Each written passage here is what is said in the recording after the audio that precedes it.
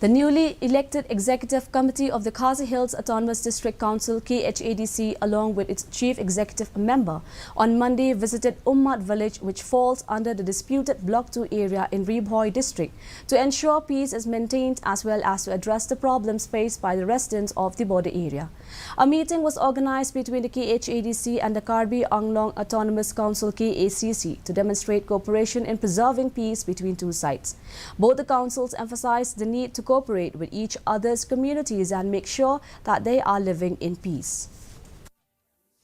And also they used to perform their custom and tradition where the 12 De ban penting kena bagi paradok prasnam kijungi kibasyong hakini kijaka blok tu kinem dai bensha